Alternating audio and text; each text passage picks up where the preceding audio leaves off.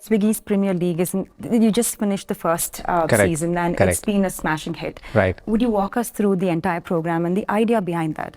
Today we have city teams, and these teams are actually the front line out in the market, delivering stretch goals for you all the time, right? We actually wanted to create an aspirational roadmap for them, where they can actually sort of buy into the goals and also get recognized for those goals and be made feel special, right? So Swiggy Premier League was actually the genesis of that. And what we wanted to essentially do is that one is, can we create healthy competition amongst the city teams, right, where they aspire to deliver stretch goals? And also, how do we ensure that we also reward and recognize consistently good performance over a period of time, right? We didn't have those kind of programs in the past, right, which actually rewarded you for longitudinal performance across the board, right? So that's when the idea came into existence. And we also wanted to make it slightly different, right? We've never seen the kind of rewards that we deliver as a part of that program ever before, right? So that just made it very exciting for the city folks also to really aspire to do that. And I think it's been able to deliver those objectives that we actually set out for. And I understand that the team has recently come back from Thailand and they finished their first international trip. Correct. Could you give us a little behind the scenes of all of that went into it? Yeah, absolutely. So we wanted to make every individual feel special, right? Because we had promised them that if they deliver the goals that we had sort of taken for H2 last year, then they're in for a fun ride, right? So that was the again the brief, right, which we had sort of worked with the teams internally to say that, okay, how do we make them feel special, and how do we create experiences which they remember and they're able to share with the families, which is also to do with some of the things that they would have probably experienced for the first time, right? With that, we sort of got in the teams together to say, okay, what is the best itinerary for these folks? Within that itinerary also, how do we create experiences for them where they really feel recognized, right? And I think we were able to pepper that through the itinerary. And at least the feedback that I've got is that people feel special, and they've already given me a commitment that they will be the winners for the next SPL as well. Yeah, that's a success then.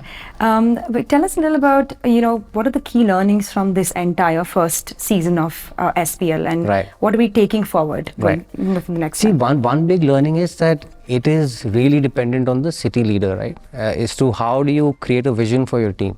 How do you get the buy-in from the team?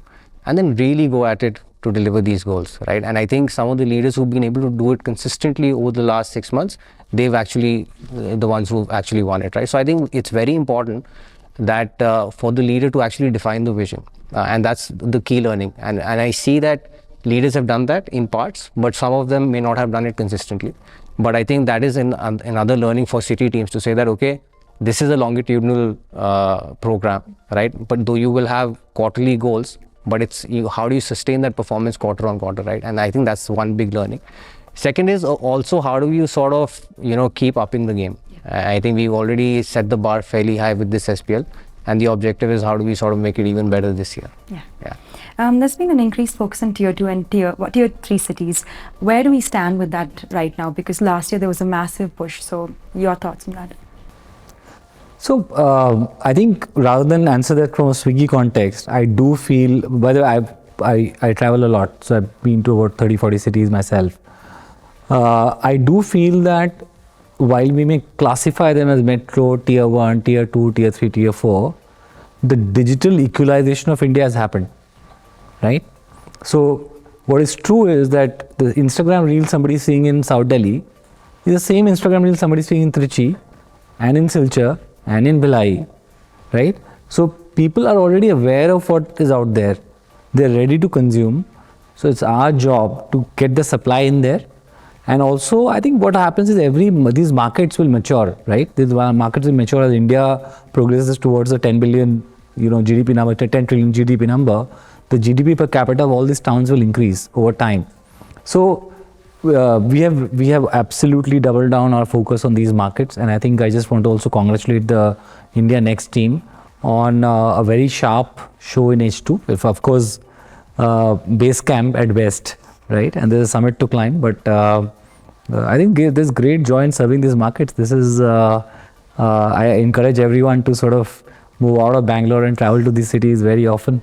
You'll see our consumers, partners, and delivery partners in a very different light. Coming back to SPL again, it was focused on balancing growth and revenue on a daily level. How has that helped the company today, where we are from when you started the program to now? How has this program brought that journey forward? Got it. So one is when we had designed SPL, right? We were at a certain trajectory in our overall business where we had to really change gears, right? And in terms of what we had actually carved out in our AOP, we had to sort of say, okay, that's not enough. We have to go way beyond that, right? And that's when this overall goalpost of breaking basically beta break even at the end of the year was the big goal that we all set out for, right? And with that, what happened was that we had to really, grow the revenue that we actually generate per order and also reduce our cost overall, right?